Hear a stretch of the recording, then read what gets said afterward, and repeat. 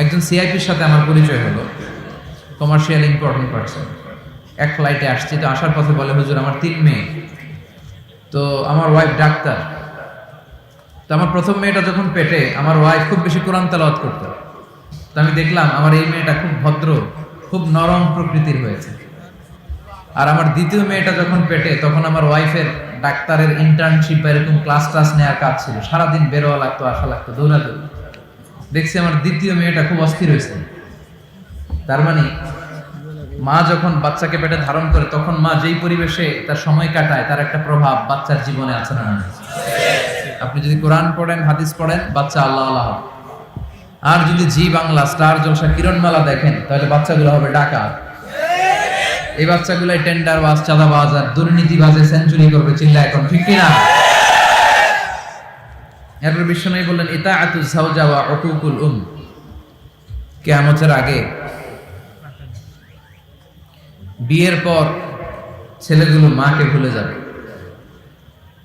স্ত্রীর পিছনে পিছনে ছুটবে। রাজনগরে আসেনি তা? এটাও বলা না, সারি দাও। মারে ভুলা যাবে? ওগো মা, তুমি এই ধরনের শ্রেষ্ঠ নেয়ামত, তোমারই পদ তলে রয়েছে জান্নাত। ওগো মা, তুমি এই ধরনের শ্রেষ্ঠ নেয়ামত, তোমারই পদ তলে রয়েছে জান্নাত। সুবহানাল্লাহ। আমাকে আর আপনাকে জন্ম দিতে যে আমার আর আপনার মা কতটুকু কষ্ট করেছে শুনেন। একজন সুস্থ মানুষ 45 ইউনিট পেইন বা ব্যথা একসাথে সহ্য করতে পারে। ব্যথার তীব্রতা যদি 45 ইউনিটের বেশি হয়, লোকটা হয় বেহুশ হবে, নয় মরে যাবে। কিন্তু আমাকে আর আপনাকে যখন আমার মা জন্ম দিয়েছিল, তখন তারা 57 ইউনিট প্লাস ব্যথা সহ্য করেছে, যেটা কোনো সড়ক দুর্ঘটনায় আপনার দেহের 20টা হাড় বা হাড্ডি একসাথে টাস টাস করে ভেঙে গেলে যত ব্যথা, তার চেয়ে বেশি ব্যথা। বিষ্ণু বলেছেন, লাউ কাতা'তা জিলদাক, তোমার চামড়া কেটেও যদি মায়ের পায়ের জুতা বানিয়ে দাও, এক ঢোক দুধের শুধু আদায় হবে মায়ের এক ধার দুধের দাম, কাটিয়া গায়ের চাম, পাপস বানাইলেও ঋণের শোধ হবে না। এমন দরদি হবে কেউ হবে না আমার মাহা।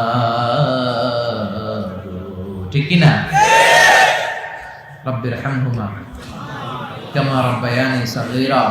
আল্লাহ, যারা আমরা মা বাবা হারালাম, আমাদের মা বাবার কবরটারে জান্নাতের বাগান বানাও। মায়ের দোয়া কখনো আল্লাহ ফিরিয়ে দেয় না, দোয়া করা মাত্র কবুল হয়ে যায়। যুবক ভাইয়েরা যদি মায়ের মনে কষ্ট দিয়ে থাকি, বাবার মনে, আজকে মাহফিলের পরে পা ধরে মাফ চাইবে। পারা যাবে?